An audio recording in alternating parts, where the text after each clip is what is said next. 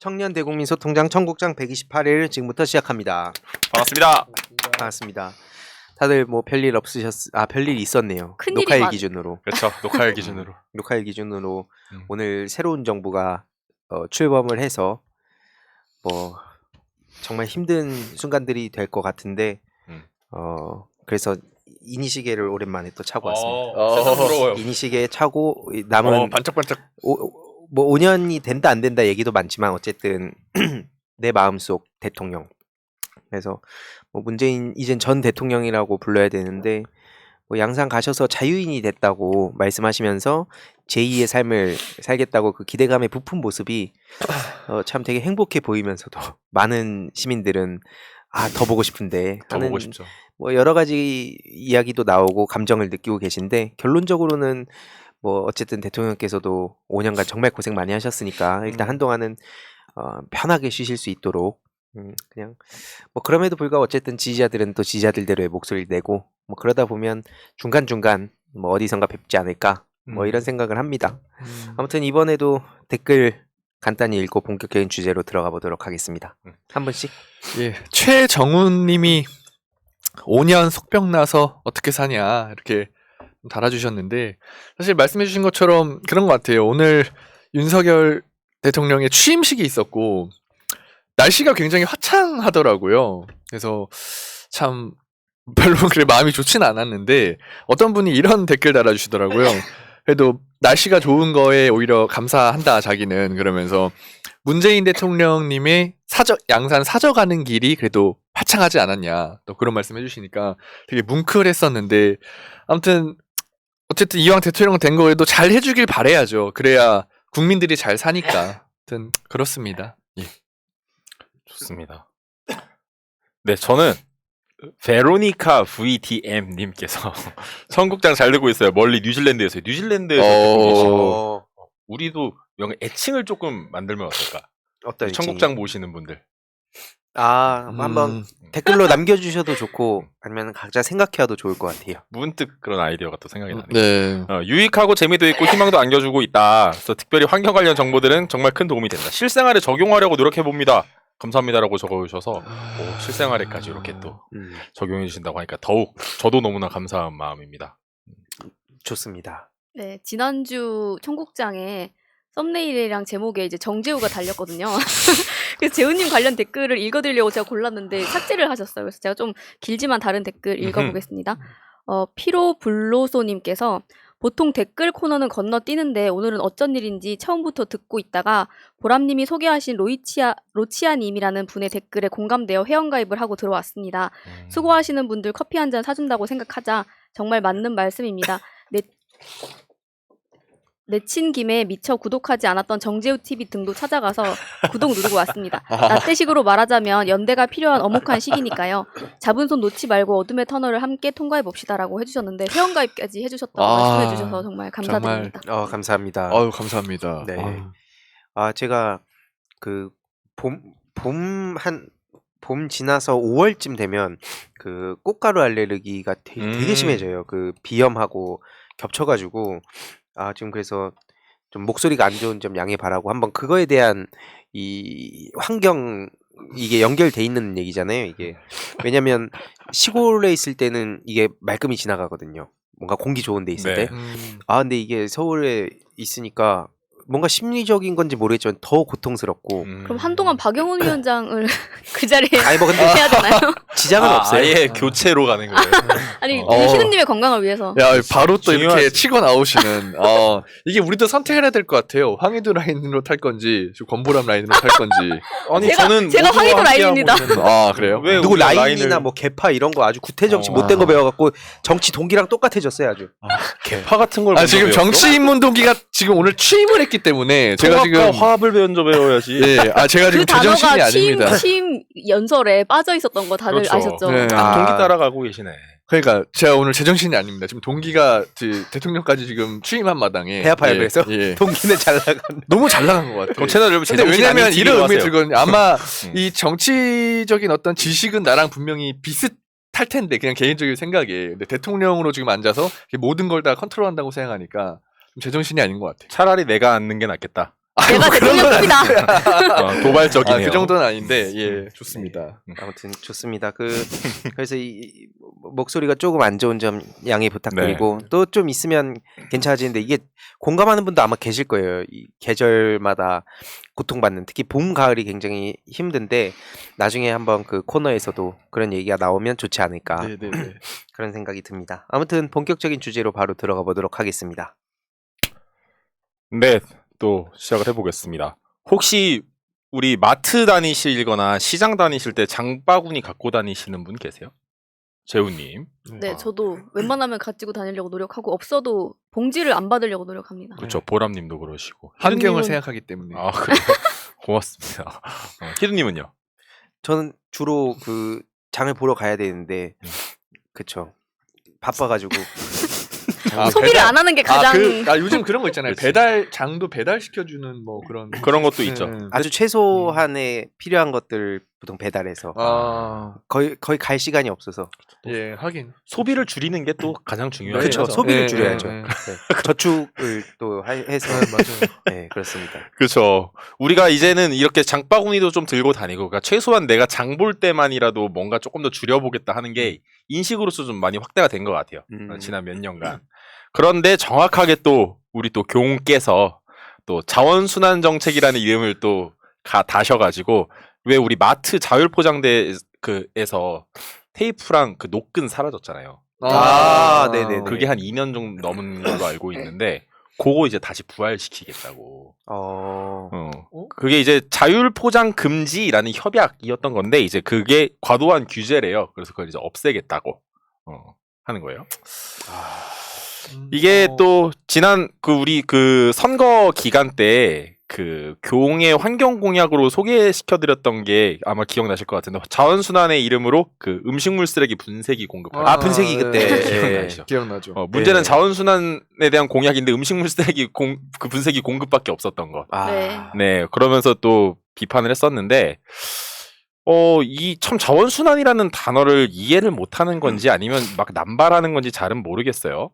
이게 또 지난달에는 카페나 이 매장에서 우리 일회용품 사용 규제 단속하는 것도 있는데 그것도 이제 무기한 유예하겠다. 왜 우리 카페 가면 매장에서 일회용 컵 말고 매장 컵, 다회용 컵에만 주다가 코로나 이후로 우리가 일회용 컵을 카페에서도 받게 됐었잖아요. 네. 근데 그 유예 기간을 무기한으로 더 늘리겠다. 계속 카페에서 이제 카페 실내에서도 일회용 컵을 쓰게 하겠다. 이제 라는 거예요. 그것도 이제 어떻게 보면 굉장히 큰 퇴보라고 좀 할 수가 있는데, 근데 사실 이게 뭐 쓰레기를 떠나서 이 플라스틱 컵 자체가 이게 코로나나 혹은 어떤 위생 때문에 쓴다고 하는 말 자체가 좀 저는 이게 어불성설이라고 생각을 하는데, 왜 카페에서 커피 주문했을 때 테이크아웃 잔에 줄 때 그 테이크아웃 잔 씻어서 주는 거 보셨어요? 못 봤습니다. 저도 아직 못 봤어요. 네. 그 플라스틱 잔을 씻어서 주지 않아요. 그냥 플라스틱 잔 그들이 포장 받은 대로 그대로 엎어놨다가 빼서 그 안에 커피 바로 담아주죠. 그리고 빨대도 그냥 전시돼 있는 빨대. 그쵸. 그거 세척 과정이 없어요. 근데 그게 깨끗한가? 그거 플라스틱이고 공장에서 바로 온 건데 차라리 그냥 위생을 정말 얘기하고 건강을 얘기할 거면 내가 직접 닦은 내 텀블러에다가 커피 받는 게 더 깨끗할 것 같아요. 근데 어쨌든 간에 어떤 이유로든 이 카페에서의 일회용품 사용 혹은 뭐 우리 사회 내에서의 그 무분별한 일회용품 사용 자체를 우리가 계속 배제시켜 나가야 되는 건데 이제 그걸 하겠대요. 그래서 다시 이제 자율포장대 얘기로 돌아가서 그 뭐 어떻게 좀 디테일하게 어떻게 하겠다라는지 좀 보니까 그 예전에 스카치 테이프 썼었잖아요. 근데 그걸 이제 종이 테이프로 바꾸겠다 하는 거예요. 그 종이는 이제 뭐 플라스틱이 아니니까 스카치 테이프는 이제 플라스틱이니까 종이니까 친환경이다라는 건데 이제 전문가의 어떤 이야기들이나 논문 같은 걸 보면 정확하게 이게 종이 테이프가 친환경 혹은 어떤 재활용에 긍정적인 영향을 미친다라는 기록은 이렇게 일반적으로 잘 찾아지지 않는 걸로 알고 있어요. 그러니까 이게 박스에 우리가 스카치 테이프를 붙이고 그냥 버려버릴 경우에는 이게 재활용할 때 재활용 효율을 떨어뜨리기 때문에 아니면 손도 막 2번 가게 하고 그래서 종이 테이프로 이제 쓰게 하겠다는 건데 종이 테이프 자체도 접착물이 그득그득한 거라 그 자체도 재활용에는 별 하는 건 도움이 안 된다라는 건데 그게 친환경이래요. 그러면서 그걸 도입하겠다라는 게 이제 플라스틱 컵 다 쓰게 하고 그렇죠. 근데 생각을 해보면 이런 것들이 좀 의아한 게 뭐 교웅이 이런 말을 해서가 아니라 이 정책 자체가 좀 이상한 게 이게 지금 한 2년 정도 넘게 시민들이 이제 그 마트에서 장을 보시고 그 박스에다가 스카치 테이프 칠을 한다든지 노끈을 이제 막 딩딩 감는다든지 이런 걸 안 한 지가 꽤 됐단 말이죠. 그쵸. 그리고 이미 그 정책에 적응을 했고 대안으로서 장바구니나 여러 가지 방법들을 맞아요. 사용을 하고 계세요.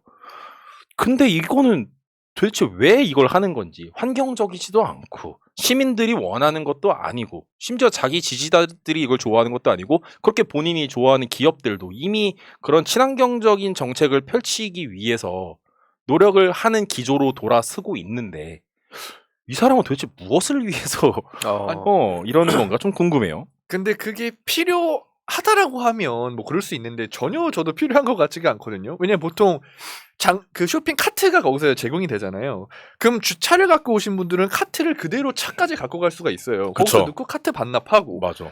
그 말씀해주신 대로 걸어오시는 분들은 장바구니 대부분 다 챙겨 오시니까 이렇게 맞아요. 끄는 것도 있고 맞아요. 담아서 가시는데 필요도 하지 않고 음. 그리고 환경에도 도움이 안 되는 것들을 하겠다는 걸로 좀 보면 되는 거잖아요. 그렇죠. 플라스틱 용기 제조 회사들은 굉장히 필요한 정책인 것 같네요. 그럴 수도 있죠.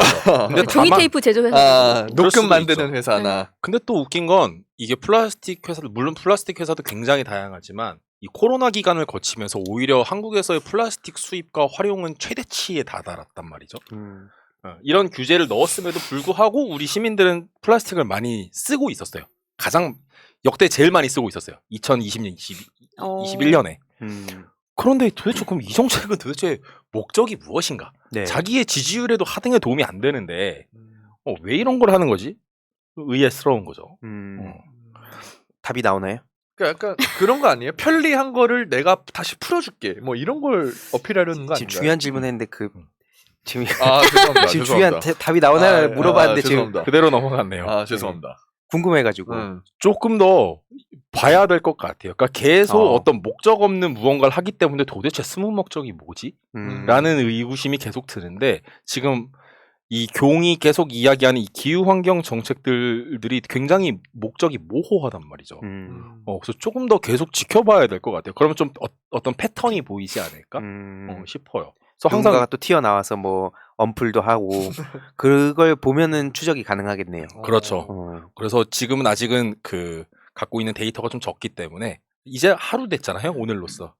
그렇기 때문에 조금 더 지켜보면서 데이터를 좀 축적을 하고 패턴을 좀 파악을 해야 될 것 같아요. 와, 근데 체감상 진짜 엄청 몇 년 지난 것 같은데 체감상 너무 피로해. 하루네요, 하루 지금. 저 오늘 당일이네. 세임하는 사람이 다른 사람인 줄 알았잖아요. 지지율만 보면 그렇긴 하죠. 그렇죠. 네. 너무 피로해요.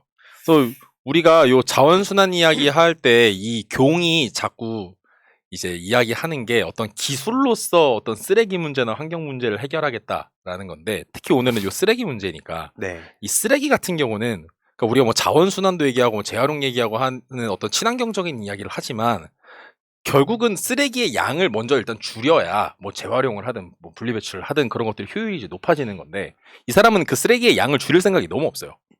그냥 오로지 기술로만 해결하겠대요. 그러면 그 과정에서 이제 기업들 그런 쓰레기 처리에 대한 기술을 갖고 있는 기업들은 또 상태가 좋아지니까 네. 그들의 어떤 영리적인 목적에 본인이 기여한다라는 건데 그건 반대로 얘기하면 우리의 삶을 윤택하게 하고 기업 활동을 활성화시키기 위해서 쓰레기를 더 많이 만들겠다라는 얘기거든요.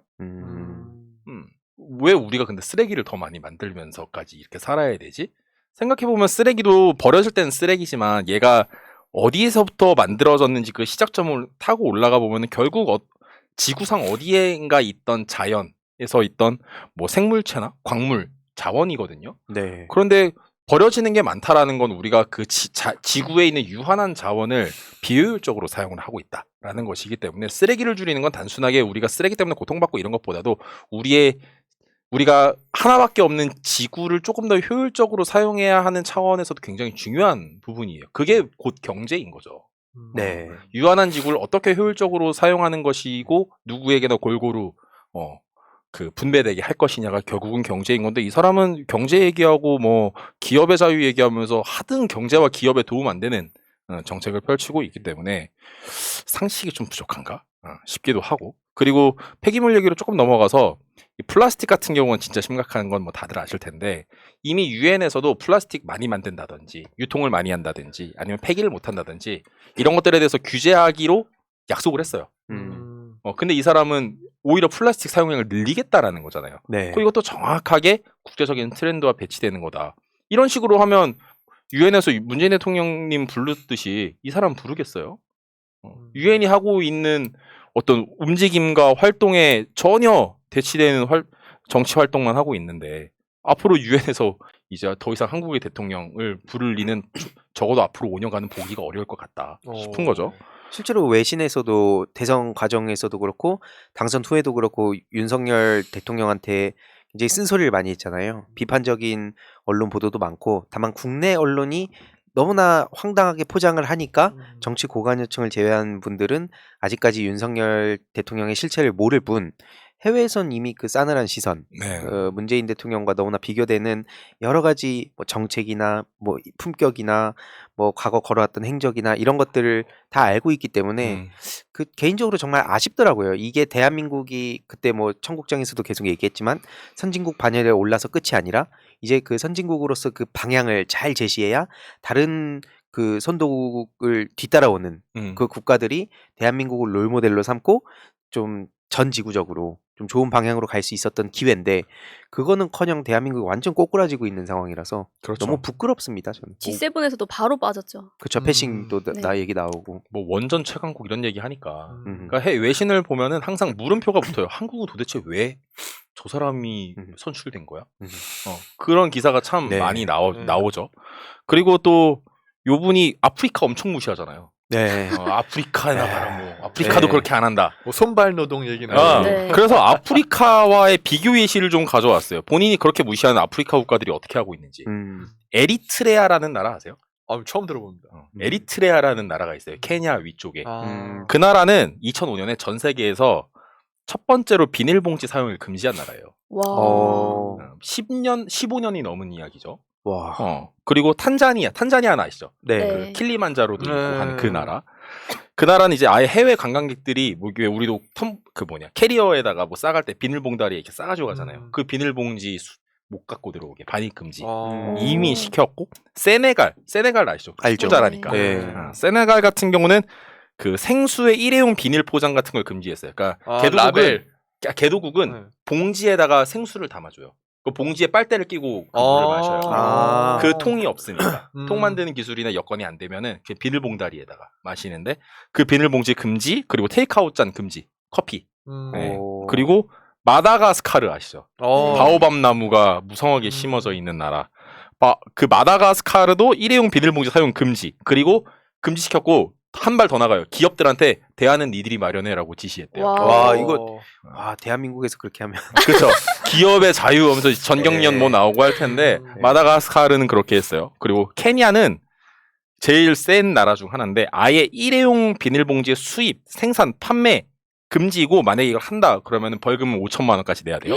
그리고 개인도 그걸 사용할 경우에는 60만 원 정도의 벌금을 내게 돼 있어요.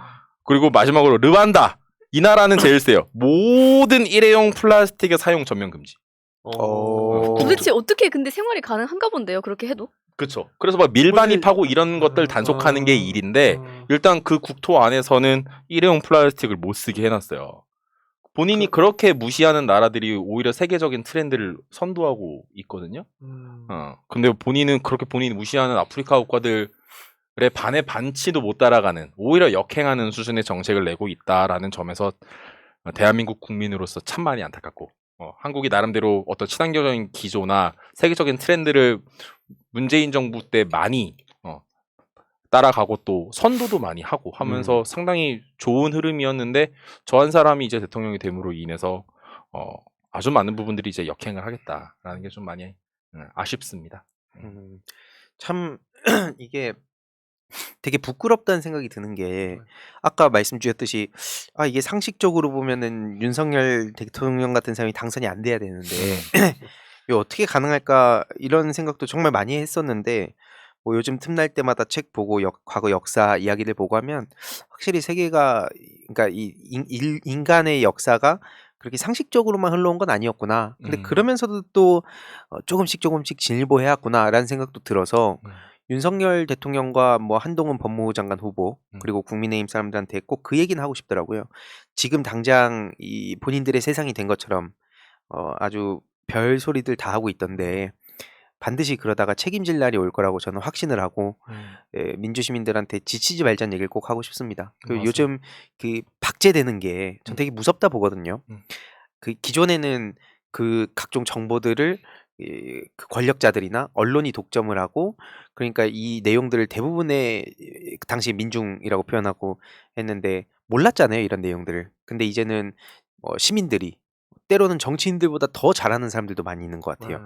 그래서 그런 분들이 다 기록하고 SNS로 공유하고 하기 때문에 정보 독점의 시대랑은 너무나 달라졌다. 근데 마인드는 그때랑 똑같은 것 같아요. 우리가 이렇게 하면은 얘네들은 겁먹겠지. 그러니까 뭐 법적 대응한다 하고 또 몇몇 사람들 때깔나게 좀 챙겨주고 그럼 사람들이 글로 욕망에 이끌리겠지.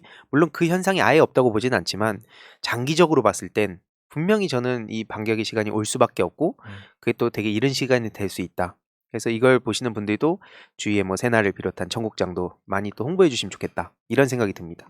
그렇죠. 이게 트럼프가 당선됐을 때 미국 시민들이 이런 느낌이었겠구나 하고 자주 생각을 하는데 이제 그런 상처받은 마음을 좀 치유하시고 다시 희두님 말씀하신 것처럼 또 생산성 있게 우리가 미래를 향해 나아가려면 새날 많이 보시는 것도 전 도움 되게 많이 돼요. 저도 개인적으로 많이 보고 청국장 보시는 것도 너무 도움이 많이 되고 그 책 중에 네. 타인에 대한 연민이라는 책이 있어요. 그게 아. 정확하게 네. 미국의 어떤 여성 학자께서 굉장히 세계적인 학자인데 트럼프가 대통령이 되었을 때 그 상처받은 마음을 어떻게 치유하고 우리가 다시 연대해서 새로운 세상을 만들어 갈 것인가에 대해서 쓴 책이에요.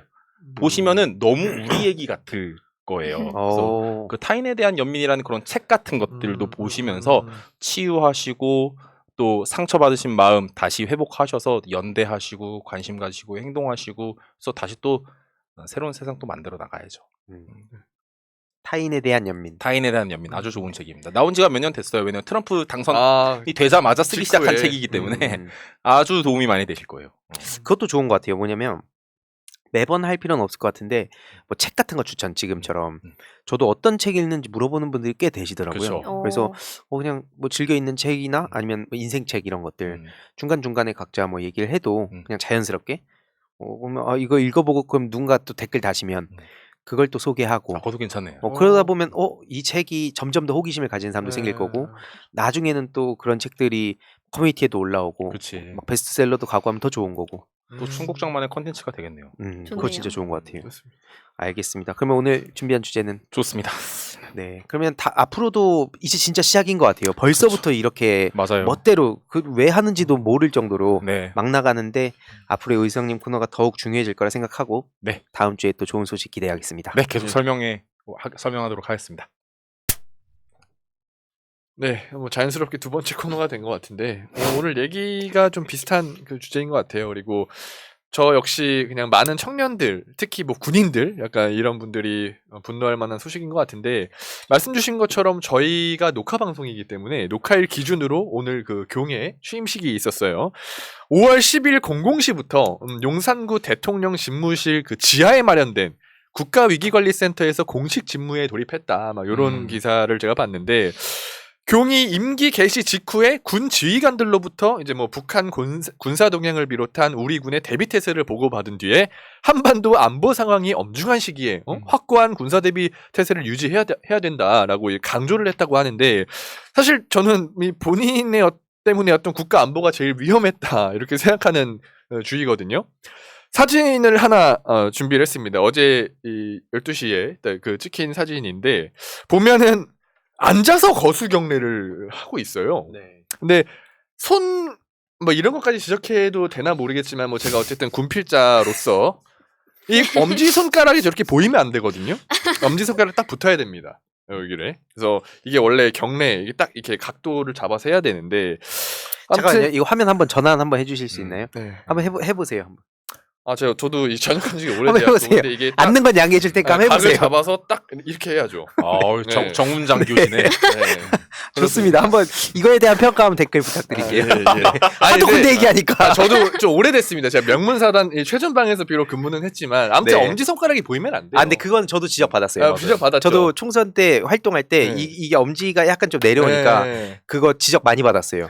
근데 지금 저 자세를 보면은 엄지손가락 이거는 마치 뭐냐면 이명박의 개머리판 같은 거예요. 사격할 때 그쵸. 개머리판을 여기 광대뼈에다 대고 광대뼈 날아가는 그 자세. 광대뼈가 함몰되죠. 그쵸. 그 아작 나죠. 이명박이 개머리라는 줄 알았어요. 아니 개머리판 사격. 판죠. 판을 개머리판을 광대뼈에 대면서 어떻게 생겨? 그렇게 관대한 사람 아닌 것 같은데 그 사람이. 네, 아무튼 네. 퍼포먼스 같이 그러니까 쇼처럼 보인다 그 얘기거든요. 근데 아무튼 뭐 부동시로 사실 뭐 그 얘기는 네. 뭐 지금 해서 뭐 하냐마는 아무튼 뭐 클라스가 바로 나왔다 이런 말씀 드리고 싶고 지난주에는 또 어떤 일이 있었냐면 이 대통령 집무실을 용산으로 이전하게 되면서 경호처가 국방부 근처에 있는 군 간부들의 관사를 비워달라고 요구를 했대요. 근데 이게 많이 공유가 안 된 것 같아서 제가 네. 청국장에서 얘기를 하는데 그러니까 이런 거죠. 군 간부들이 쓰는 관사가 차로 5분 거리에 있는 아파트인데 그 아파트가 뷰가 굉장히 좋다 그래요.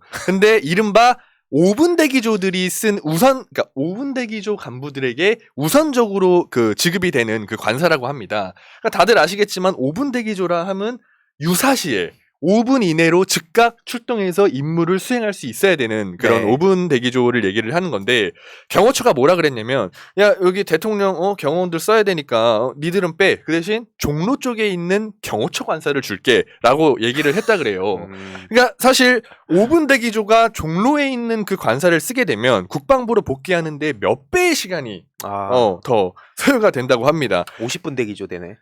50분까지는 알지만 아, 그래. 그것도 교통통제하면 또 가능하겠네. 그치. 그렇지. 근데 의미가 없는 게 되는 거죠. 5분 대기조인데 교통 막 차 막히는 거 기다리고. 다 알아요. 5분 대기조가 오는 거. 그렇죠. 그런 거죠. 먼저 도착할 것 같은데. 맞습니다. 몇 배의 시간이 더 걸리는 거예요. 그러니까 심지어 대통령 관저로 쓰기로 한 이 외교장관 공간은 임시로만 쓰고 또 용산에는 새로운 관저를 짓겠다고 하고 그러니까 이거는 또 이전 비용이 더 늘어나는 거겠죠. 국민 세금으로. 그러니까 이 군대를 갔다 온 사람이라면 5분 대기조가 해야 되는 임무가 뭔지 다들 숙지를 하고 있잖아요. 네. 근데 그 개념마저 지금 없는 게 아닌가 이런 생각이 들 정도인데 문제는 뭐냐. 국방부 장관이라고 하는 사람이 이거에 대해서 뭐라고 또 해명을 했냐면 그 전에 육군 간부들이 이렇게 얘기했어요. 이거 살던 집까지 내놓으라고 하니까 너무 당황스럽다. 만만한 게 군인 아니냐. 진짜 군 내부 분위기가 지금 그렇다라는 얘기를 실질적으로 육군 간부가 인터뷰를 하기도 했고 뭐 비슷한 맥락인 게 병사 월급 당선 즉시 200 주겠다라는 거 지금 아직도 이 얘기가 오가는 걸로 봐서는 사실 군인을 만만하게 보는 게 아닌가. 진짜 이 정도의 생각이 들고 좀 전에 얘기했듯이 이 이종석 국방부 장관이라고 하는 사람이 청문회 당시에 이렇게 얘기를 했어요. 관사를 비우는 대상자가 아까 그 5분 대기조 이 위기 조치와 무관한 사람들로 구성이 돼 있다라고 이렇게 해명을 했거든요.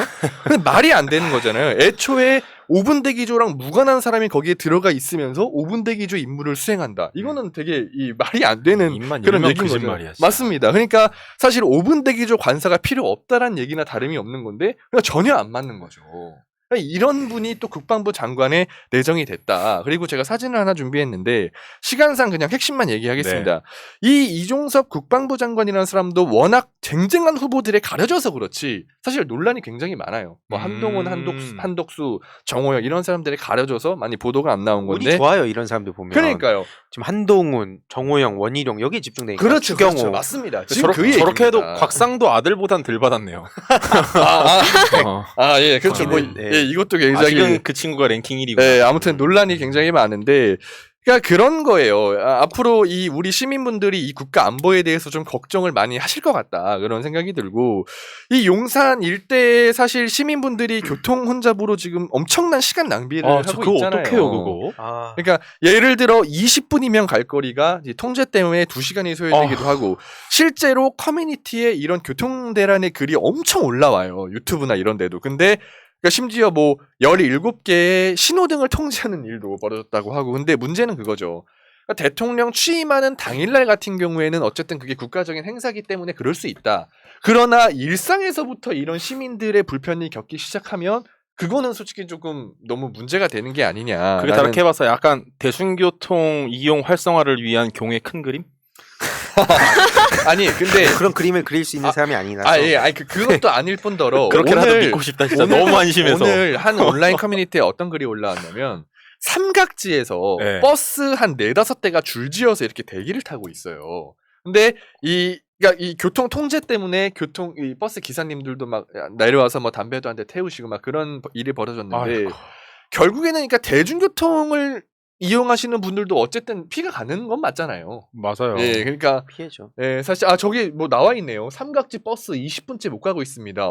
이걸 또 바로 PD님이 센스 있게 공유해 주셨는데 시내버스 명박산성처럼. 예, 저기 그러니까요. 4-5대가 아니라 5대로 봤는데 더 있네요. 그러니까 아휴, 아무튼 쭉 있죠. 예. 저거 뭐야. 그러니까 사실 그런 것 같아요. 이게 참 용산 국방부를 또 용산 뭐 이전하고 집무실 이전하고 사저에서 출퇴근하고 이런 것들이 전체적으로 어떻게 보면 안보도 안보지만 어쨌든 시민분들의 불편이 직결된 거거든요. 그래서 좀 이게 참 저게 아이러니하다. 사회적 낭비이기도 하고 차들이 또 저렇게 서 있으면 네. 또 굉장히 환경적 영향이 크죠. 배기가스 맞아요. 때문에. 맞아요. 지금 아직 한남동 공사가 진행 중이라서 한동안은 서초에서 용산으로 계속 왔다 갔다 해야 되는데 네. 그 기간이 뭐 말이 뭐 한 달 정도라고 하고 뭐 서울 경찰청장은 별로 그렇게 문제 안 될 거란 식으로 얘기하는데 믿을 수가 있어요. 이 문제뿐만 아니라 지난 어린이날 전날에도 올림픽대로 1시간 동안 통제한 게 그럼요. 윤석열 당선자 이동할 때 뭐 경호 때문이다.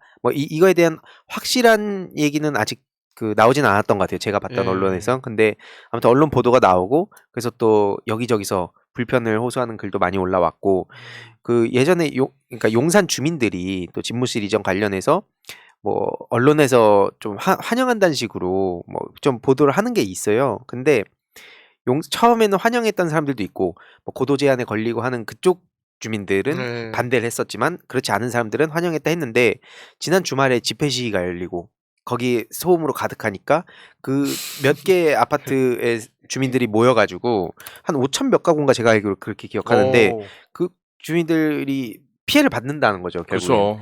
그래서 윤석열 대통령을 비판하고 있고, 그러니까 하는 것마다 도대체 어떻게 시작부터 이렇게 사람들의 민심을 건드리는지만 골라서 할까 맞아요. 그런 생각이 진짜 많이 들었어요. 청와대를 비우더니 서울을 청와대처럼 쓰고 있네요. 그러니까 네. 청와대를 돌려드립니다 하고 서울을 뺏어가 버렸어. 그런 느낌이 맞아요. 진짜 그런 이런 느낌이 들고. 말도 안 되는 대비가 있나요? 네. 그리고 사실 이 경 때문이 아니더라도 평소에 출퇴근 상습 정체 지역이라는 게 있을 거 그쵸. 아니에요. 네.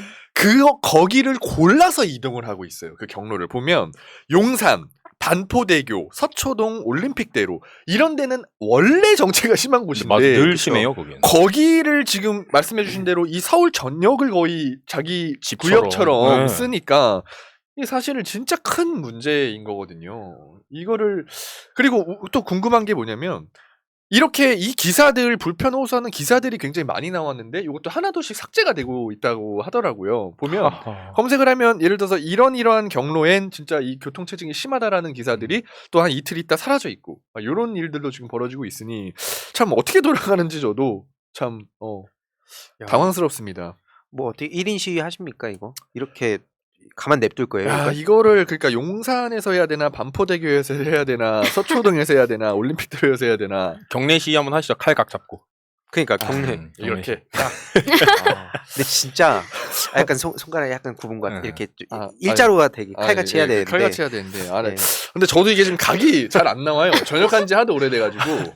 예. 아무튼 벌써부터 걱정이 되는 게 저는 뭐 법적 대응하고 기자들 고소했잖아요 이번에 한겨레 기자하고. 그렇죠. 그걸 보면서 원래 민주 진영에서 그렇게 법적 대응을 하면 언론이 저렇게 관대하지 않았는데 부랴부랴 그냥 윤석열의 논조에 따라가는 기자들도 많고 아니면은 그냥 거기에 맞춰가지고 충성을 다한다고 표현하긴 그렇지만 눈치를 보고 그 안에서 약간 기려는 사람들도 있고 맞아요. 그거 보면은 참 되게 안타깝다는 생각도 들고 되게 어려운 문제인 것 같긴 해요. 그렇다고 마음 같아서는 칼을 뽑아서 다 휘둘렀으면 하는 바람은 있는데 당연히 지지자들 입장에서 그렇게 얘기한 게 맞는 거고 근데 또 그 현실 정치를 하다 보면 또 그 생각만큼 쉽지가 않은 것 같아서 그래서 이재명 고문한테 더 많은 관심이 모였던 거 아닌가? 과거에 그 말과 행동 그 보여준 단순한 사이다가 아니라 되게 실용적인 모습을 많이 어. 보여줬기 때문에 저도 시두님이 말씀하시는 얘기를 지금 듣고 떠오르는 게 제가 그러니까 이게 적절하지 않은 비유일 수도 있지만 옛날에 그 부당거래라는 영화 혹시 다들 아시나요? 거기에 보면 그 방석집 같은 데서 검사하고 기자하고 만나는데 거기서 이제 검사가 기자한테 시계를 건네요. 근데 기자가 안 받는다 하니까 아이 뭐 김 기자 나 이거 상스러운 사람 만들 거야 하는 그 대사가 있거든요. 근데 그 대사를 봤을 때는 그때 당시엔 몰랐어요. 저도 정치 시사 고관여층이 아니라 뭐 줄 수도 다들 뭐 주겠지라고 생각을 했는데 지금 와서 생각해 보니까 이 검찰하고 언론하고의 관계를 또 다시 한번 생각해 보는 것 같아요. 그러니까 예를 들어서 그런 거죠. 그러니까 왜 말씀해 주신 것처럼 그런 의혹들 뭐 기자를 상대로 고소를 했다 이런 것들이 굉장히 언론에서 많이 보도를 했을 텐데 왜 이상하게 막 눈치를 보는 것 같은 그런 느낌도 많이 들고 막 그런 생각이 듭니다. 갑자기 적절하지 않는 비유일 수 있지만 한동훈한테 물어보세요. 그건. 정지훈님 그러니까요. 개인 의견입니다. 예. 아니 근데 뭐 되게 중요한 얘기 한 거죠. 영화가 현실보다 더 그 약하다는 지적도 많아요. 그 비싼 그러니까 얼마나 그랬으면 그렇게 영화로까지 나올까? 약간 사랑과 전쟁 같은 거네. 사랑과 전쟁도 실제보다 순화시켜서 한다는 것처럼 네, 영화도 진짜 마찬가지로. 뭐 하긴 있는 더하면 그대로 더했지. 내보내기가 어려우니까. 보람님은 어떠세요? 어떤 거에 대해서 어떤 그냥- 얘기를 그냥 드려야 될지 전체적으로요. 네. 전체적으로 마일리지를 잘 쌓고 있구나 이런 생각이 듭니다. 왜냐면 저는 제일 무섭다. 아, 이 편이. 근데 저는 검찰 공화국이 된다고 얘기가 많이 나왔는데 저는 검찰 공화국이 될 거라고 생각 안 했어요. 저는 검찰 왕국이 될 거라 생각했거든요. 공화국 수준도 안 될 거라고 생각을 했는데 그 생각이 맞았구나 하는 생각이 되게 씁쓸하게 들면서도 이거를 저만 아는 게 아니잖아요. 지금 이걸 보시는 분들만 아시는 게 또 아니고 그렇죠. 진짜 아까 재훈님 얘기하신 것처럼 정치 고관여층들이 뿐만이 아니고 그냥 정치 모르시는 분들도 나 출퇴근하는 거 엄청 힘들어진 게 다 누구 때문이야. 이제 알게 될 건데 그렇죠. 이제 마일리지를 차곡차곡 쌓고 있는다고 저는 생각합니다. 그 용산 쪽에 사는 친구들이나 뭐 제 동생 친구들 동생도 용산 쪽에서 초중고를 나왔다 보니까 그 친구들이랑 정치 얘기를 깊게 안 하는 친구들 있잖아요. 네. 그 친구들도 인스타 스토리 같은 거 보면 그 윤석열 대통령에 대한 비호감도가 상당히 높다 하더라고요. 왜냐면 계속 불편한 것들이 눈앞에 보이고 이게 체감이 되니까. 근데 원래 그 다른 지역에서 얘기 나온다든지 아니면 현실 정치 여의도에서 주로 나온 얘기들이 체감하기가 되게 어렵잖아요. 뭐 검찰 정상화, 뭐 언론 정상화의 중요성이 정치 무관심층한테는 그렇게까지 안 하단다는 평가가 많았는데 당장 이런 교통체증이라든지 당장 내가 사는 근처에 자꾸 집회 시위가 열리고 왜 그럼 대통령은 또 저렇게 가만히 있냐? 왜 이렇게 됐나 막 알아보게 되고 그러니까 이런 요소 하나하나가 쌓여가지고 결국엔 아까 마일리지라고 표현하셨지만 진짜 스스로 그 자멸의 길로 가고 있다고 보는 게 국민의힘 내부에서도 지금은 일시적으로 눈치를 보는 사람들이 있겠지만 그렇죠. 결국에는 이 권력이 참 무섭다 느낀 게 그 같은 편 뭐 영원한 내 편도 영원한 적도 없다고 하잖아요. 네. 슬슬슬 무게추가 기운다 싶으면 바로 또 칼같이 손절하고 그렇죠. 친윤 스피커의 그 진 씨 같은 경우에도 한동훈 그 후보에 대해서 뭐 구질구질하다고 표현하면서 뭐 강행하면 안 된다는 식으로 또 분위기 좀 보다가 그렇게 SNS에 올린 거거든요. 그 지난주에 그 희두님이 얘기하셨던 것처럼 점점 이제 윤 정부도 깔 거다라고 얘기하셨는데 딱 그 스텝 그대로 가더라고요. 그렇죠. 뭐 한동훈 후보에 대해서 이렇게까지 빨리 깔 줄은 몰랐어요. 워낙 사람이 쫄보라서. 근데 그래서 뭐지 하긴 했는데 아무튼 저런 식으로 분위기 보다가 자기는 어쨌든 모두 까기 뭐 이 여야 할 거 없이 다 쓴소리 한다라는 그 이미지를 가져가려는 사람이기 때문에 네. 앞으로 저런 모습들이 더 보일 거다. 그러면서 그때 와서 또 쿨병 도져가지고 저쪽에도 쓴소리하고 그러면서 또 민주당을 또 같이 갈 거예요 분명. 괜히 뭐 조국 전 장관도 언급하고 문재인 대통령 전 대통령 언급하고 할 텐데 그 친윤 스피커나 뭐 마삼중 같은 경우에는 제가 계속 중간중간 소식을 전해드리고 무관심이 답이라고 보시는 분도 계실 텐데 저도 관심 안 줄 때도 있어요. 근데 포털에 슬슬슬 걸릴 땐 그에 맞게 약간 두더지 게임처럼 좀 다시 넣어줘야 된다. 그런 차원으로 봐주시면 좋을 것 같습니다. 네, 그리고 어제자로 이제 퇴임하시면서 문재인 대통령이 청와대 사랑채 앞에서도 많은 분들한테 인사를 또 하시고 그쵸. 그 지역 주민들한테 또 인사하시는 분도 인상이 깊더라고요. 아까 맞아요. 얘기하신 것처럼 용산으로 이전하면서 거기에 사는 주민들이 굉장히 불편함을 잊게 되잖아요. 근데 음. 지금 청와대 주변에 사셨던 분들은 계속 그 불편함을 안고 살아오셨는데 거기에 대해서 또 인사를 하시고 또 오늘 잘 내려가시는 모습까지 저는 영상으로 이렇게 쭉 지켜보면서 굉장히 마음이 좀 안타깝기도 하고 솔직히 저는 아직까지도 실감이 나진 않습니다. 그렇게. 맞아요. 그 윤정부라고 하는 것이 별로 실감은 아직 안 되고 있어요. 왜냐면 지금 2달 동안 겪은 게 이게 아직 실화라고라는 생각이 많이 아니 뭐 들어서. 취임식에서도 별 얘기 다 나오잖아요. 또 뭐 꽃에 대한 얘기도 나오고. 근데 진짜 그거 보고 저도 깜짝 놀랐어요. 복숭아꽃을 이렇게 여러 명이서 들고 들어가는데 네. 물론 새날 이 패널 분들이 다 자세히 설명해 주시겠지만 그게 이제 복숭아나무가 귀신을 쫓는 그 나무라고 하더라고요. 네, 맞아요. 그러니까 이게 옛날에 귀신 잡을 때 그 복숭아나무를 깎아서 화살촉으로 썼대요. 아무튼 뭐 그런 일들이 있다고 하는데 네, 저는 굉장히 놀랍습니다. 저는 김건희 씨가 입은 옷에 대해서는 뭐라고 하지 않겠습니다. 네. 흰색. 네, 흰색 그런 소복 같다고 얘기하시는 분들이 댓글로 너무 많이 써주셨는데 저는 거기에 대해서는 얘기하지 않겠습니다. 다 했는데. 저는 안 봤어요. 그냥. 근데 아마 그런 분들 진짜 많으신 것 같아요. 뉴스를 도저히 못 보겠다. 네, 맞아요. 네. 특히 문재인 전 대통령 이제 전이잖아요. 문재인 전 대통령께서도 그 퇴임을 하셨기 때문에 청와대 유튜브도 구독 취소한다는 분 많으셨는데 문재인 정부 청와대로 이름 바꿨더라고요. 그러니까 한마디로 그동안의 기록들은 다 박제가 돼 있을 거기 때문에 혹시 구독 취소하셨던 분들이나 아니면은 문재인 대통령 때까지의 청와대가 궁금하신 분들은 그 검색하셔서 구독하시는 것도 좋을 것 같아요. 그럼 거기 유튜브 뭘로 하나? 뭐 다른 거 뭐 국방부로 하나? 뭐 저기 그 있잖아요. 뭐 저기 천공도 있고 그런 데 나가갖고 아니 거기에 그 김은국 씨는 또 왜 거기 만나가지고 뭐 나라가 도대체 어떻게 돌아가는 건가 싶어요. 진짜 이게 뭐 이상한 것 같아요. 진짜 뭐가 아니 왜냐면 영화를 이렇게 만들어도 너무 어이가 없다고. 네, 너무 허황된 거죠. 너무 허황된다고 이게 말이 되냐 이런 막장이 어딨냐 할 텐데 그게 지금 전 세계의 주목을 받고 있는 대한민국에서 벌어지고 있는 상황이라서 어이가 없는데 중요한 건 어쨌든 그렇게 생각합니다. 우리가 비판을 할 건 비판을 하되 맞아요.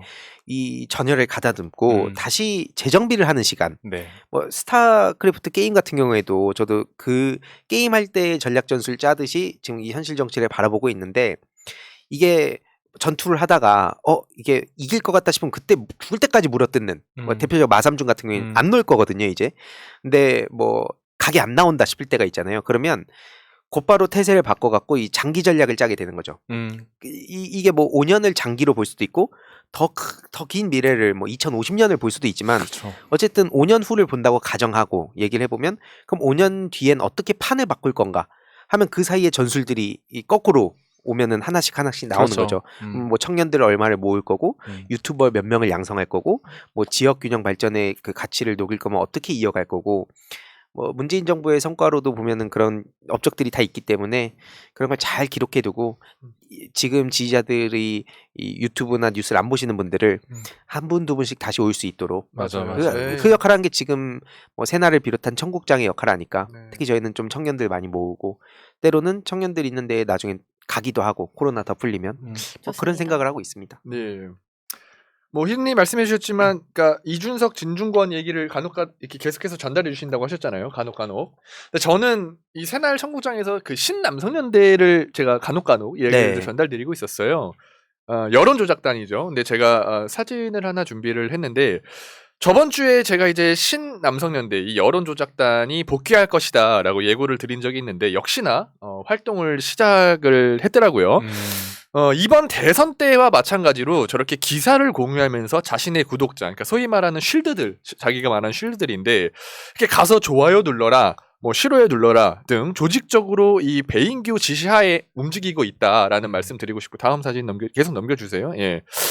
그러니까 요즘은 여가부 폐지에 열을 올리고 있는 모습이에요. 실제로 권성동 그 원내대표한테까지 직접 문자를 보내기도 하고 저렇게 인증도 남겼는데, 예, 다음 사진 주세요. 저렇게 권성동한테 자기가 나 신남성연대 대표 배인규입니다 뭐 이러면서 문자도 보냈던데, 아무튼 이 신남성연대가 지금 내부적으로 문제가 있는 건 좀 확실한 것 같아요. 이 어제 그러니까 녹화일 기준 어제 날짜로 저런 글이 올라왔는데 보면. 거두절미하고 남성연대는 수직적 구조의 조직이다. 즉 내가 대장이고 대장이 한번 방향을 제시하면 그냥 내 말대로 따라. 그러니까 무슨 말이냐면 즉 까라면 까라. 네. 이 얘기인 거거든요. 그러니까 뭐 배가 많으면 사공이 많으면 배가 산으로 간다. 뭔 말이 맞냐? 막 이런 식으로 하고 있는데 이게 내부에서 문제가 생긴 걸로 좀 확신이 드는 게 여가부 폐지가 국정과제 목록에서도 빠지고 실제로 엄청난 그런 욕을 먹었거든요. 그러니까 네가 찍으라고 해서 2번 찍었는데 여가부 폐지 뭐 하지도 않고 장관 임명되고 우리 버려졌다. 네가 책임져라. 이거 뭐 선동하고 코인만 빨고 튀었냐. 우리가 배인규 당신의 정치적으로 이용당했다. 라는 이 얘기들이 굉장히 많았어요. 그런 댓글들이 한동안. 근데 아무튼 그런 것 때문에 내부적으로 큰 혼란을 겪고 있는 걸로 예상이 되고 제가 대선 때 이제 신남성연대 그 여론조작 자료를 수집하면서 이 모아둔 증거 자료들을 민주당 그 법적 대응팀에 다 넘겨서 마크한 적이 있었거든요. 당시에 그 조상호 변호사님 다들 아실 거예요. 새날에도 출연하셨던 분인데 그분이 이제 고소고발을 대표로 진행을 하셨었는데 이번에도 그 잘 마크를 하겠다라는 좀 말씀드리고 싶고 대선 속보를 제가 좀 전에 봤는데 대선 당시에 이재명 후보의 욕설 파일을 확성기로 튼 그 네. 극우 유튜버 A씨가 체포됐다라고 해요. 근데 그 A씨가 아직 누군지 안정권 알려지진 않았는데 안정권으로 저도 지금 그 생각을 하고 있거든요. 안정권은 알려지지 않았네. 제가 본 기사에는 그냥 A씨로만 나와 있더라고요. 아무튼 저도 그러니까 방송 오기 직전에 저도 급하게 본 거라서 확인 안 됐는데 아무튼 안정권 씨가 맞는 걸로 저도 알고 있습니다. 그래서 아무튼 이런 체포됐다. 그러니까 소환에 응하지 않아서 오늘 날짜로 체포됐다. 막 이렇게 자진으로 이렇게 왔다고는 하는데 체포됐다고 뜨네요. 예. 아무튼 그런 것 같아요. 이런 사람들한테는 솔직히 이 고소고발처럼 대응을 즉각적으로 해줘야 된다. 금융치료라고 하잖아요. 아무튼 그런 것들이 반드시 이루어져야 되고 만약에 그게 민주당이 직접적으로 아무튼 이 자료들을 수집하거나 할 수 없는 부분도 분명히 있을 텐데 그런 것들을 제가 중간에서 좀 역할을 좀 하면 좋을 것 같다라는 그런 말씀드리면서 제 주제 얘기 길어졌습니다. 저 빨리 그 달타령님한테 시간 드려야 되는데 네. 아무튼 마무리하도록 하겠습니다. 네, 알겠습니다. 정재우 TV 구독해 주세요. 감사합니다. 시간이 없어도 역시 할 건 하시는군요. 대단하다. 또 시간을 아니 이게 매번 하면은 그냥 그 소음처럼 돼 버려 갖고 의미가 없어요. 소음. 네. 그러면 한 2, 3일에 한 번씩 해야 되겠네요. 예. 네. 저는 오늘 녹화일 기준으로 윤석열이 취임한 날인데 그래서 이제 정치의 영역이 어디까지일까 약간 이런 거에 대한 얘기를 한번 해보려고 합니다. 네, 사진 띄워주시면은 사진에 보시는 사람이 누구냐면 레니 리펜슈탄이라고 해서 독일의 배우이자 영화 감독이에요. 굉장히 유명한 사람이고 영화사에 있어서 굉장히 새로운 기법 그리고 여러 가지 역사적으로 남길 만한 것들을 굉장히 많이 만들었기 때문에 많은 사람들이 인상 깊게 알고 있는 사람들도 많고 그만큼 유명한 사람인데 기록 영화의 감독의 한 사람으로서 정말 손에 꼽히는 그런 사람이라고 합니다. 근데 이 사람이 원래 영화 배우도 하고 감독도 하면서 여러 영화들을 만드는데 그중에 푸른빛이라는 영화가 굉장히 영향력 있는 누군가의 눈에 띄게 돼요. 그래서 네, 굉장히 설마. 눈에 띄게 되어서 이제 러브콜을 몇 번 거절을 한 끝에 그 제안을 받아들여서 영화를 만들게 되는데 그게 어떤 영화냐면 니른베르크 전당대회를 영화로 만든 지금 화면으로 보시는 의지의 승리라는 영화를 만들게 됩니다. 이걸 아시는 분들이 꽤 많이 있으실 거예요. 네. 히틀러와 나치당을 화려하게 극화를 맞아. 만들어서 나치즘에 복무한 예술 영화의 전형으로 꼽히는 그런 작품이고요. 독하게 진짜 잘 찍었잖아요. 네, 뭐 저분이었군요. 네, 이분이었고 이 사람이었고 불만이. 이 웅장한 뭐 바그너의 음악이라든지 그리고 히틀러를 신격화하는 이미지 연출 그리고 카메라 무빙이라고 하나요? 이런 것도 굉장히 세련되고 기교 있는 그런 역동적인 편집 이런 걸 통해서 굉장히 영화로 치면 굉장히 예술적이면서도 저런 것들을 상징성을 극화시키고 굉장히 숭고하게 보이게 하는 그런 영화였죠. 근데 저것을 찍고 나서 나중에 전후가 됐을 때는 나치 선전의 예술을 이용했다는 비판에 대해서는 영화를 회화적에 힘을 보여주었다 그랬을 뿐이다라는 식의 항변을 했고 나중에 무죄를 받고 나오게 됩니다. 부역자인데 무죄를 선고받은 거예요? 네. 그리고 그 이후에도 이 사람이 뭐 한 우리나라 나이로 치면 102, 3세 정도까지 굉장히 오래 살았고 100살까지도 굉장히 정정하게 여러 가지 활동을 많이 했다고 하더라고요. 네. 근데 뭐 여담으로는 당시에 이 레니 리펜슈탈 이 사람이 게벨스랑 많이 싸웠다고 해요. 이건 여담입니다.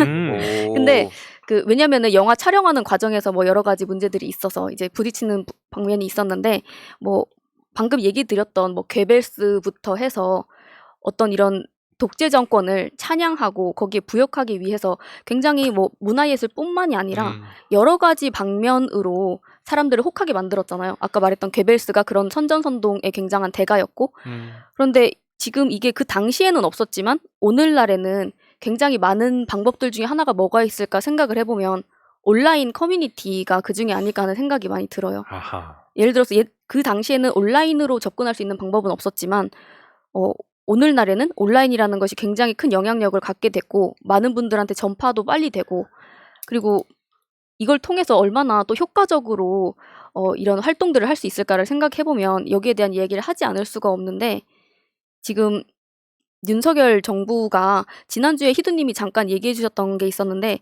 이제 대통령 직속으로 사이버 안보위를 신설하겠다. 예, 사이버 전사 10만 명을 육성하겠다라고 얘기를 했죠. 그리고 나서 이제 그 이후에 기사 내용이 그래도 조금 더 발전이 돼서 뭐 20조 원 사업으로 육성을 하겠다라고 얘기가 나오면서 근데 사실 좀 근데 이걸 어떻게 하겠다는 건가 뭐 이런 내용들이 적혀 있긴 하지만 구체적으로 그림을 그리기에는 좀 어려운 상황인 것 같은데 뭐 사이버 예비군 이런 단어들을 들었을 때 떠오르는 게 네, 별로 명확하지가 않잖아요. 뭐 이 사이버 전사 10만 명 이런 얘기를 하는 것도 댓글에도 보면은 굉장히 이거 우리나라 중국 되는 거 아니야? 그러게요. 우리나라 공산화 되는 거 아니야?라는 얘기부터 먼저 나오거든요.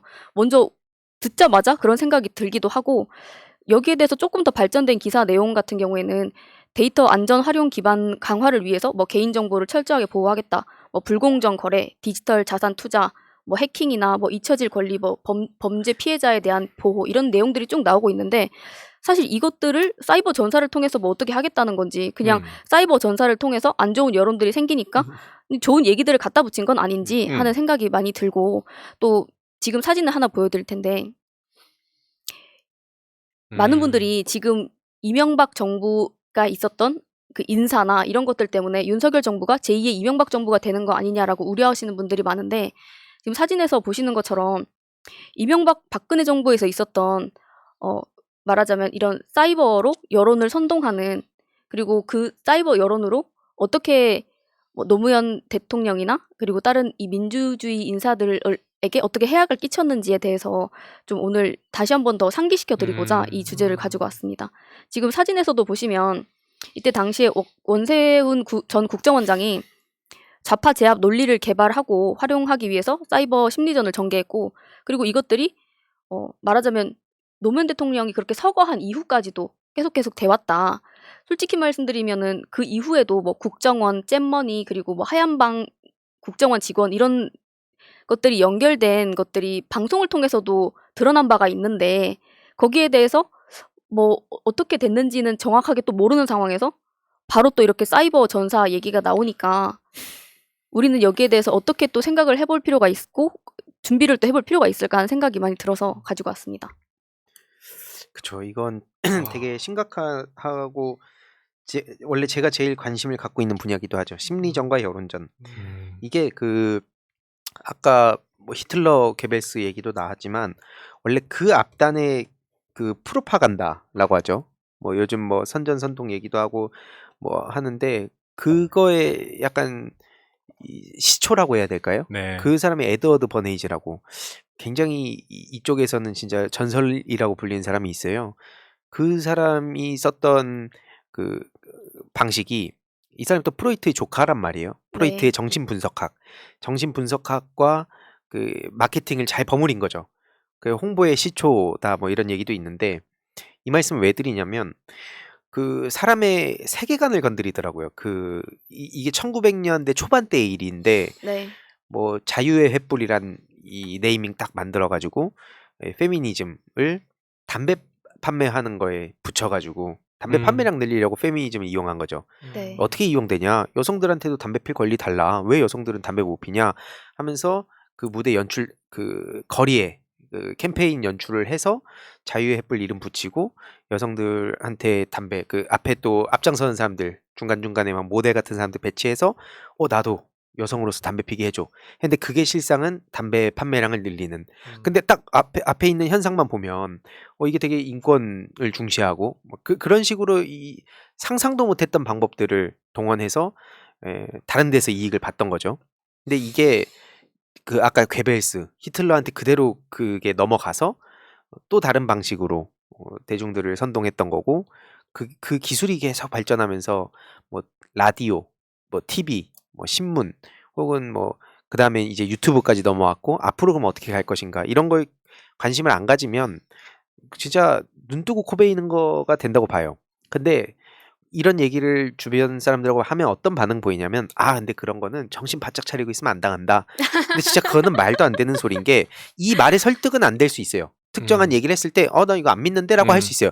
근데 그러면서 자기도 모르게 어떠한 의도에 빠져든다는 생각은 안 해요. 잔상이 남는데. 네, 그런 게 프레임으로 남고 그게 계속 확산이 되고 그러면서 결국엔 설득이 목적이 아니라 그걸로 싸움을 분열을 조장하는 게 가장 큰 방식이거든요. 중요한 핵심인데 난 거기에 넘어가지 않는데 하고 거기서 혼자 똑똑한 척 하고 있는 게 너무 답답한 거예요. 네. 그게 넘어간 건데 네, 맞아요. 막 그러면서 온갖 얘기를 아무튼 하는 걸 보면 야 이거 어떡하냐. 저쪽은 이미 먼 미래에 대해서도 다 전략 전술을 세우고 있을 텐데 우리는 그럼 여기 어떻게 대응해야 될까? 뭐 그 자료 있나요 혹시 그 3단계? 모욕주기 3단계라고 이명박 정부 때 써먹었던 게 아직까지도 제가 왜 그걸 계속 강조하냐면 1단계로 사람의 권위를 훼손시키고 네. 뭐 정재훈님의 권위를 훼손시킨다. 그러면 주변에 있는 사람들이 쉴드를 못 치겠죠. 2단계로. 그 주변 사람 떠나게 만들고 그러면서 3단계로 고립이 되는 거죠. 자연스럽게. 민주진영 인사들 그렇게 하나하나 잃어가는데 우리는 언제까지 낭만만 부르짖고 좋은 얘기만 하고 그렇게 할 거냐. 결국엔 그럼 누가 앞장서려고 할 거냐. 뭐 이런 문제 제기를 한 거고 사이버 전사 10만 명을 공식적으로 양성한다는 건 정말 이게 그냥 너무나 많은 그 트롤 짓들이 있기 때문에 그냥 그 중에 n분의 1로 넘어가는 것 같은데 공식적으로 아까 뭐 앞세 2부에 신남성연대 얘기도 나왔지만 그런 사람들이 공식적으로 댓글 부대 활동을 할 거라는 추측을 해볼 수가 있는 거죠. 왜냐면 이명박 정부 때 사이버 댓글 부대가 있었고 네. 그 사람들이 지금 처벌을 받았는지 안 받았는지도 명확하지 않게 기억 속에 잊혀졌고 그게 현실이란 말이에요. 그러니까 제발 이런 심각한 문제에 대해서 관심을 안 가지고 뭐 다른 여러 가지 이슈들에 관심 가진 건 좋다 이거예요. 이런 문제가 나왔을 때 우리가 차분히 복귀도 하고 대응 전략을 짜야 되는데 막 어디 가서 난 합리적이고 난 그런 거 안 넘어간다고 개인이 똑똑한 척 할 때 이쪽이 박살난다 진영이. 그렇죠. 전 그 얘기를 너무나 하고 싶었어요. 정말 미치겠습니다. 솔직히 이것 때문에. 네 똑똑한 거 알겠고 너 안 당하는 거 알겠는데 너가 안 당하는 게 문제가 아니다 이건. 왜냐면 그러니까 언론 댓글 신경 쓰는 거고 그들이 거기다가 예산을 비공식적으로든 투입해가지고 댓글 부대 만들고 한 게 다 그런 이유 아닙니까? 하는 짓이 되게 수준이 낮다고 해서 이 파급 효과가 수준이 낮은 게 아닌데 그걸 가끔 혼동하는 것 같아요. 너무나 쉬운 얘기고 뭐 심리전, 뭐 분열 조장 알아. 이렇게 생각하긴 쉬운데 그게 파고든 방식이 너무나 교묘하고 친근하게 다가와서 지금 이재명 후보를 지지한다고 하는 사람들 사이에서 문재인 대통령을 비난한단 말이에요. 혹은 저도 야 쟤는 뭐 친문 완전 뭐 그 586한테 잘 보이려 그래 이런 사람들이 있어요. 그런 사람들 저를 싫어하는 청년들 당연히 있겠죠. 그게 없다는 게 아니라 그런 사람도 있겠지만 그 틈을 파고든 작전 세력 당연히 있겠죠. 이건 당연한 거 아닙니까? 근데 그거에 탁 넘어가가지고 그 총구를 갑자기 내부로 돌리는 사람들이 또 있어요. 자기 주목받으려고. 저는 그런 사람들에 대해서 지금은 너무나 중요한 전투를 하고 있는 상황이니까 굳이 하나하나 얘기를 안 하지만 저는 과연 이 사람이 그럼 우리 팀에 맞을까라는 고민을 요즘 많이 하고 있습니다. 답답해서. 네, 이거를 보시는 그 개개인들도 아까 뭐 각성하고 신경 쓰는 것도 중요하지만 아까 얘기해 주신 것처럼 이 사람이 오른쪽으로 가게 다 설계를 해놓고 야 너 왼쪽으로 가라고 했을 때 오른쪽으로 갈 걸 다 설계해놨는데 나 왼쪽으로 가라고 했는데 왼쪽으로 안 갔어. 난 오른쪽으로 갈 거야 하고 오른쪽으로 갔다고 해서 정신 승리를 하는 거죠. 그쵸. 아까 얘기해 주신 것처럼. 난 저거에 안 넘어갔다. 네, 그래놓고 그게 다 넘어갔는데 안 넘어간 것처럼 스스로 생각하게 만드는 게 가장 큰 포인트입니다. 여기에 대해서. 근데 여기에 대해 아까 얘기해 주신 것처럼 그 한 명의 문제가 아니라 이것들이 예를 들어서 뭐 5.18에 대해서 북한군 굉장히 심각한 얘기를 드리고 있는 건데요. 네, 5.18 북한군이 개입했다. 이런 문제 누구 하나 이런 역사적인 문제에 있어서 뭐 내 문제 아니니까 넘어가면 괜찮은 거예요? 아니잖아요. 그쵸. 이렇게 생각하는 사람들이 음. 점점 더 많아질수록 이 민주 진영에 대한 힘이 약화가 되는 거고 노조에 대한 반감이라든지 여러 가지 민주적인 가치에 대한 혐오 정서가 계속해서 커지고 그렇게 할수록 이쪽으로 굉장한 쪽으로 100만큼 끌어당겨서 50까지 가려고 이 사람들은 100까지 끌어당기는 거거든요.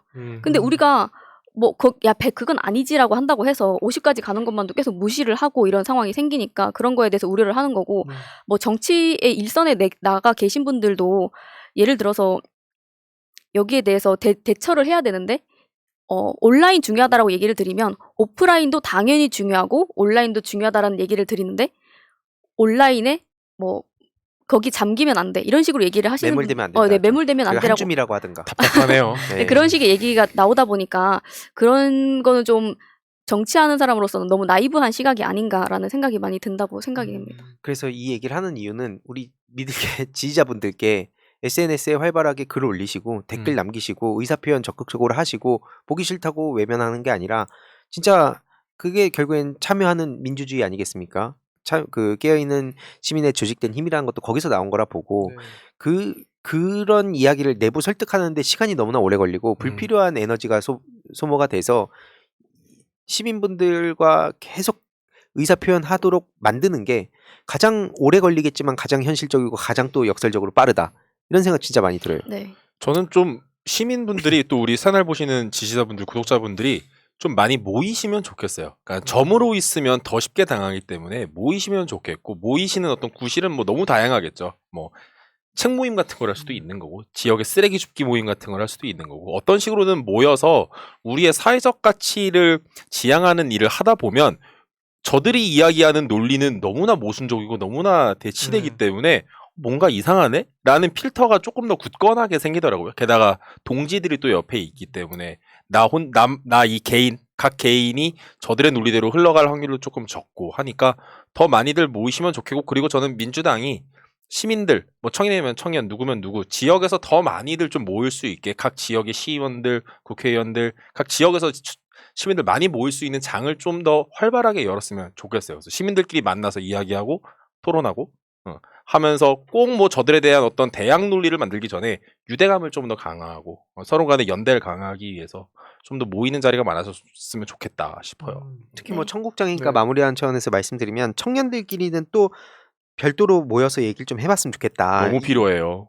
너무 필요합니다. 요즘 시대의 청년들의 정서로 언어를 하고 언어를 사용하고 같이 의사 표현을 하면서 논리를 만들어가고, 그러면서 때로는 기성세대 분들과 부딪힐 때도 있겠지만 유시민 작가님이 그런 말씀하셨잖아요. 기성세대한테 답을 묻지 말라고, 그냥 네. 우리들끼리 답을 찾아가고 맞아. 때로는 부딪히고 그러다 보면 어느 순간 우리가 기성세대가 돼 있겠죠. 그러니까 그런 차원에서 방송한 거고, 아무튼 네. 뭐 항상 말씀을 드렸던 부분이긴 한데, 뭐 에토스, 파토스, 로고스 중에서 사람의 마음을 움직이는 게 꼭 논리적인 설명만이 아니잖아요. 네. 그리고 그때 그 당시로 생각을 해보면 국정원 심리전담반에서 일부러 사람의 희화화시키기 위해서 엄청나게 정교한 작품을 만든 게 아니거든요. 일부러 어설프게 만들고 뭔가 좀 우스꽝스럽게 만들고 B급 정서로 만들었어요. 그렇게 해야 사람들이 더 쉽게 다가갈 수 있고 그 사람들을 움직일 수 있기 때문에 그렇게 만든 거거든요. 그거는 다음 주에 한번 자료를 갖고 와서 더 자세히 이 얘기를 풀어가 보면 좋을 것 같아요. 아, 네. 시리즈로. 이거 그럼 되게 중요한 내용이라. 시리즈로 그럼 뭐 이걸 엮어가 보도록 하겠습니다. 뭐 아무튼 그 사람들이 그렇게 긴 시간과 노력을 투자를 해서, 그리고 뭐 김대중 대통령이 아닌 이후에도 계속 됐던 거고, 노무현 대통령이 심지어 서거 후에까지 작업을 계속했던 거는 다 이유가 있는 것이다라는 말씀드리고 싶습니다. 이거는 한번 시리즈로 해봐도 좋을 것 같아요. 그러네요. 너무나 중요한 내용이고 그 파괴력을 체감하지 못한 분들이 여전히 많이 계시기 때문에 한번 그 사례 같은 걸 직접 띄워서 네, 좋습니다. 또 그냥 얘기하면 뭐 음모론이라는 얘기를 사람들이 너무 쉽게 하니까 네. 언론에 나왔던 얘기들 토대로 한번 준비를 해보도록 하겠습니다. 사례가 있잖아요. 그렇죠. 네. 아무튼 좋습니다. 오늘도 128회 시간이 빨리 흘러갔는데 너무나 중요한 소식들을 전하다 보니 그 다음 주 129회 때 또 찾아뵙고 좋은 소식 전해드리도록 하겠습니다. 시청해주셔서 감사합니다. 고맙습니다. 감사합니다. 민주주의 평화 통일 다 죽어간다. 이대로는 놔둘 수 없다. 자, 다시 한번 해보는 거야. 자, 다시 한번 싸우는 거야. 자, 손 맞잡고 어깨를 걸고 우리 함께 이기는 거야. 자, 다시 한번 해보는 거야. 자, 다시 한번 싸우는 거야. 자, 손 맞잡고 어깨를 걸고 우리 함께 이기는 거야. 자, 다시 한번 해보는 거야. 자, 다시 한번 싸우는 거야. 자, 손 맞잡고 어깨를 걸고 우리 함께 이기는 거야. 자, 다시 한번 해보는 거야. 자, 다시 한번 싸우는 거야. 자, 손 맞잡고 어깨를 걸고